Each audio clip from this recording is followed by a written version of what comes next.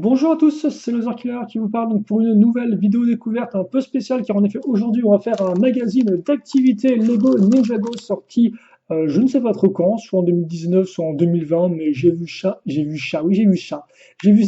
chez mon marchand de journaux et donc j'essaie de le prendre car effectivement il y avait une figurine de chasseur de dragons et je me suis dit bon, allez pourquoi pas, ça complétera ma collection. C'était pas une si bonne idée que ça mais bon.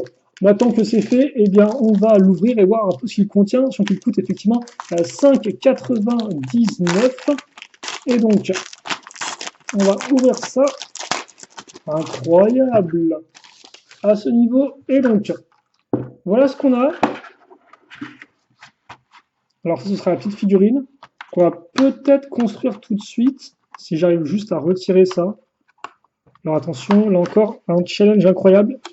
Déjà, il faudrait que je comprenne dans quel sens ça fonctionne. Merci. Voilà.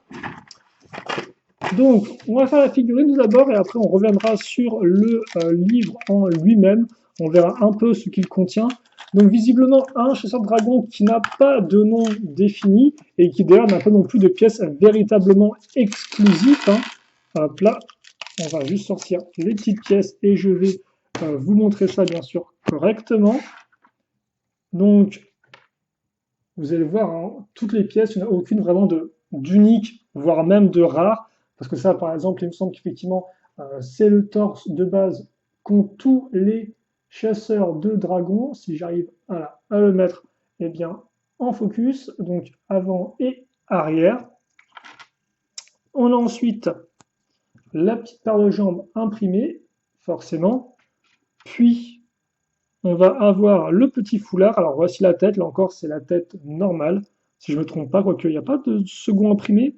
Après, tu me diras, c'est normal qu'il n'y ait pas de second imprimé, vu que lui, il a un chapeau. En fait, honnêtement, je me demande si c'est pas genre le même personnage qu'on a dans le modèle promotionnel euh, du, euh, du mini dragon blanc, là. Parce qu'effectivement, il me semble qu'il avait aussi un chapeau et il avait aussi le foulard. Donc il est possible qu'effectivement ce soit exactement le même assortiment de pièces.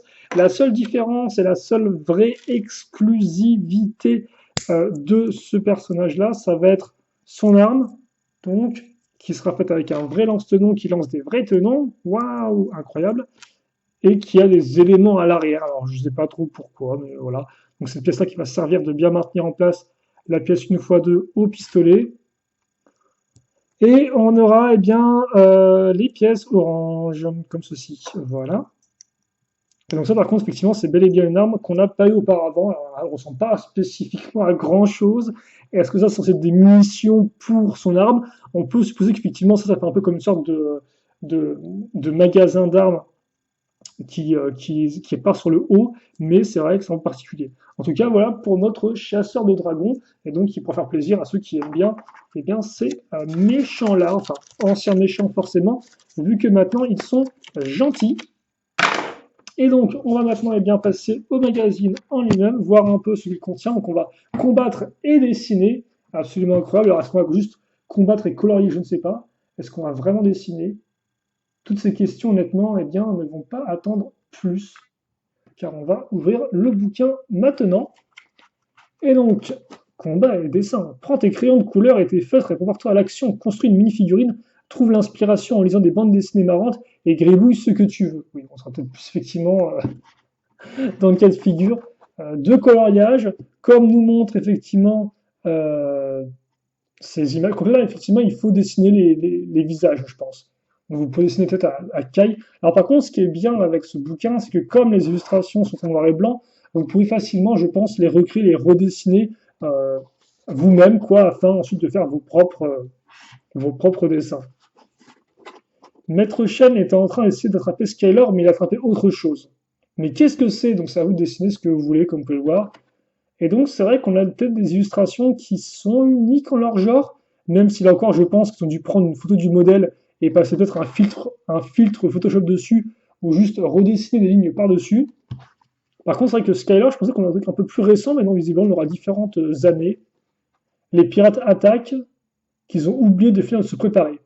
Et de là en dessinant tout ce qui fait que des pirates ressemblent à des pirates. Oui, ok, d'accord. Donc je suppose que vous allez faire un bandeau ici sur lui, et puis bah, Après, le reste, c'est un peu à vous de voir ce qui fait d'un pirate. Une bande dessinée. Alors ça, par contre, c'est une bande dessinée qui est genre directement liée à la saison 8, si je ne me trompe pas, vu que le crabe, c'est dans la saison 8 qu'il apparaît. Et c'est tout. C'était en 2 pages. Pour le reste, du thé du lendemain avec les ninjas qui ont leur tenue des pirates, justement, si je dis pas de bêtises. De bêtises. Des lignes droïdes à assembler. Là, bah tiens, vous avez Captain Soto, ça c'est plutôt cool. Donc c'est plus un personnage qui est apparu, il est apparu 2 fois, mais c'est vrai que de base, c'est un personnage original inventé pour la série et qui est avant tout apparu au début de la saison 2, qui était plus un début de saison un peu transitoire. Vous avez une seconde bande dessinée, cette fois-ci avec les chasseurs de dragons. Et d'ailleurs, ça c'est une femme chasseuse de dragons que je ne connaissais pas auparavant. Elle est venue de Jet Jack visiblement, mais sa coupe de cheveux ne me dit rien. On la voit un peu mieux ici. Peut-être qu'on la voit dans la série après, mais elle ne me dit rien. Et forcément, on vous met aussi la figurine que vous avez à assembler dans ce magazine-là. Alors, il y a une page qui ne peut pas s'ouvrir. Il y a Wu qui a des tresses rigolotes. Ah oui, d'accord, en fait, c'est à vous des tresses. Des tresses de barbe. Donc, vous pouvez dessiner différents types de barbe à Wu, je suppose, ou des moustaches. Ouais, là, c'est vraiment un livre à l'interprétation très libre. Hein. Genre, tiens, il y a des hommes qui rigolent devant un truc, mais devant quoi ils rigolent? Bah, à vous de voir. Peut-être que c'est, je sais pas, moi, je sais pas. Une Jay qui perd son pantalon devant tout le monde dans Lego City, éventuellement. C'est à vous de voir. Les serpents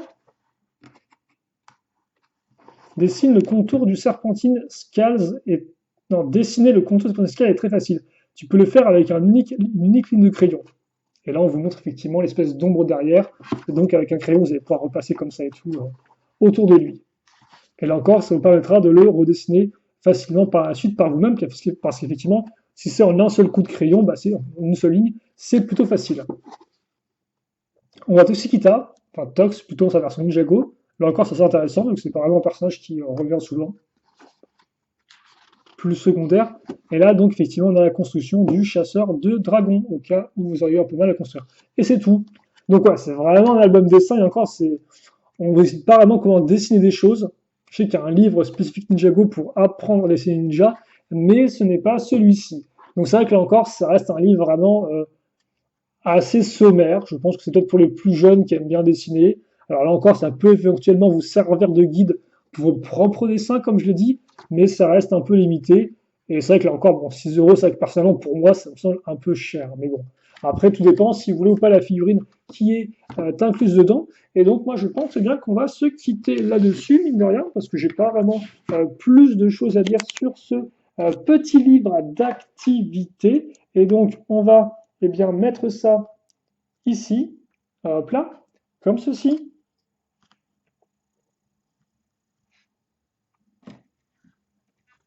Et on va essayer, alors effectivement je dis bien essayer parce que là avec la lumière ça va être compliqué. Voilà, alors on voit le personnage, mais on voit pas le reste forcément. C'est un peu compliqué ma foi. Voilà, là je pense que par ici c'est un peu mieux. Est-ce que je peux le mettre genre un peu plus comme ça peut-être pour qu'on voit un peu mieux son visage? Ouais. Bref.